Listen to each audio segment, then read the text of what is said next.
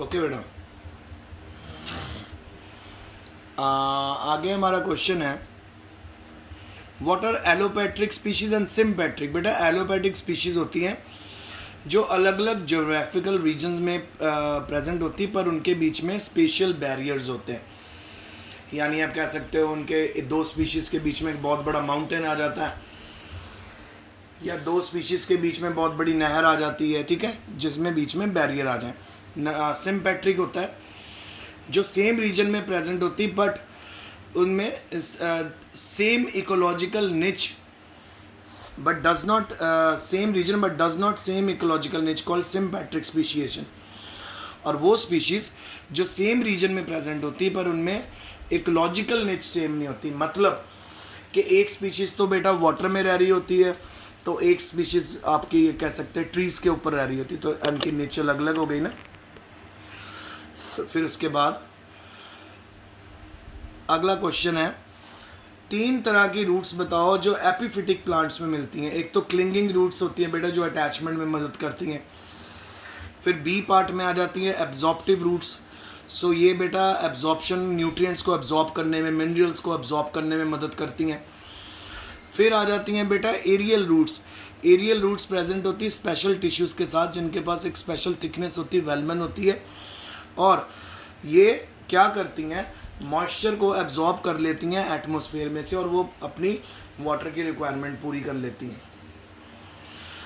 फिर उसके बाद आ गया हमारा फिश पानी में किस तरह से मूव करती है और वो ऑक्सीजन कैसे ऑब्टेन करती है। तो फिर देखो बेटा जो शेप होती है फिश की बॉडी की वो वेल अडेप्टेड होती है स्विमिंग करने के लिए वाटर में।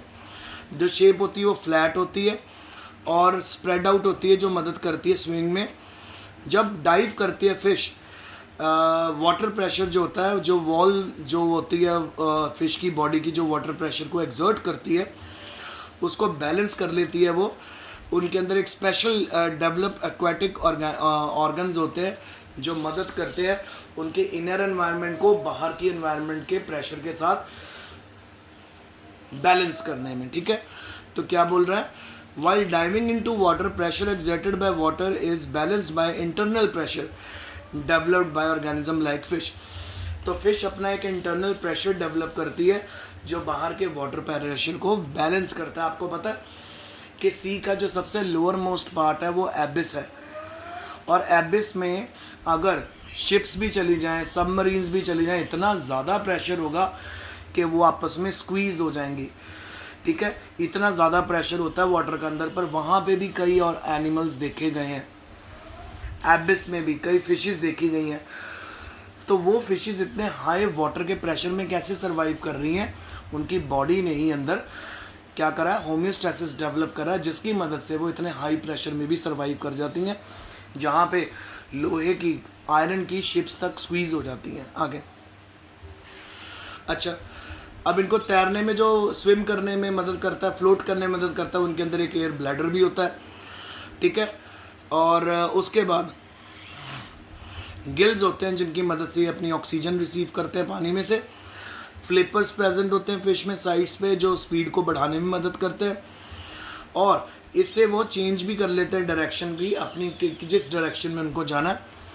आगे हुमस क्या चीज़ है, हुमस बेटा सारे का सारा डिकम्पोज और फाइनली डिवाइडेड डार्क और जो अमॉर्फस ऑर्गेनिक मैटर बचता है आफ्टर डिकम्पोजिशन, प्लांट्स और एनिमल्स की जब हम डिकम्पोजिशन कर दें, यानी आप कह सकते हो अगर हम उनको डिकम्पोजिशन के लिए अपना बायोगैस प्लांट के अंदर डाल दें, जो वहाँ पे ब्लैक और डार्क मास और अमॉर्फस ऑर्गेनिक मैटर बचेगा उसको ह्यूमस बोलते हैं। केमिकली ह्यूमस में आपको कार्बोहाइड्रेट्स भी मिलेंगे, शुगर भी मिलेगी, अल्कोहल भी मिलेगा, अमाइनो एसिड भी मिलेगा, कैरोटेनॉइड्स भी मिलेगा। इसमें 55 to 60% कार्बन होता है, 35 से 40% ऑक्सीजन होता है, 5% हाइड्रोजन होता है और 5% नाइट्रोजन होता है।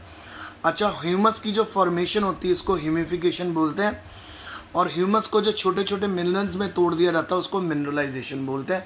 किसकी मदद से, वहाँ पे अलग अलग माइक्रो ऑर्गेनिजम्स होते हैं जो इनके ऊपर काम करते हैं। तो फाइनली किस में तोड़ देते हैं, मिनरल्स में, कार्बन डाइऑक्साइड में और वाटर में, ठीक है।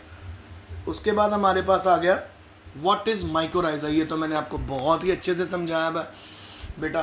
फंगस की association with roots of higher plant, जिसको हम माइकोराइजा बोलते हैं। इसमें दोनों को फ़ायदा होता है। रूट्स को नाइट्रोजन फिक्स करके मिल जाती है, मिनरल्स अच्छे मिलने लग जाते हैं, और फंगस को रहने के लिए जगह मिल जाती है। अगर तो बेटा फंगस बॉडी के बाहर है, यानी आपकी रूट्स के बाहर है, तो उसको एक्टोमाइकोराइजा बोलते हैं। अगर फंगस बॉडी के अंदर है, रूट्स के अंदर है, तो उसको एंडोमाइकोराइजा बोलते हैं। फिर बेटा कमेंसलिज्म क्या है? एक तरह की रिलेशनशिप है दो स्पीशीज़ के बीच में, जिसमें एक स्पीशीज़ को बेनिफिट होता है पर दूसरी को बेनिफिट का होता है या नहीं होता, कोई फ़र्क नहीं पड़ता, ठीक है। बेनिफिट हो भी सकता है और नहीं भी हो सकता। इसकी एक तरह की पॉजिटिव इंटरेक्शन होती है, जिसमें एक स्पीशीज़ कंडीशन प्रोवाइड करती है for the welfare of other species. अब जैसे एग्जांपल है epiphytic growth of moss, shark and suckerfish. इनके बीच में क्या होती है? एक तरह से आप कह सकते हो सिम्बायोटिक एसोसिएशन होती है। पर सिम्बायोसिस में तो बेटा दोनों स्पीशीज़ को फ़ायदा होता है ना, when both the species are benefited. जैसे फॉर एग्जांपल एक बर्ड बैठी हुई है काऊ की बॉडी के ऊपर, वो उसकी सारी लाइस खा रही है, तो बर्ड का भी पेट भर रहा है, काऊ की बॉडी भी साफ़ हो रही है, तो ये सिम्बायोसिस का एग्जांपल है। कमेंसलिज्म में एक स्पीशीज़ को फ़ायदा होता है, दूसरी को फ़ायदा हो भी सकता है, नहीं भी हो सकता।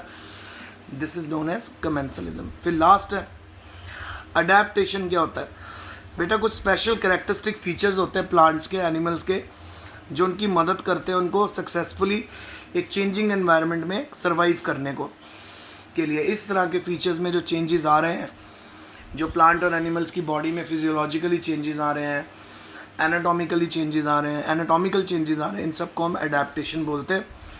तो लिविंग बीइंग अलग अलग तरह के एडेप्टेशन शो करते हैं। कभी वो मॉर्फोलॉजिकल एडेप्टेशन भी शो करते हैं बाहर से, एनाटॉमिकल एडेप्टेशन भी दिखाते हैं, फिजियोलॉजिकल भी और बिहेवियरल भी। दो मेन एम जो है एडेप्टेशन का है वो क्या है? To get food, shelter and space for survival of organism.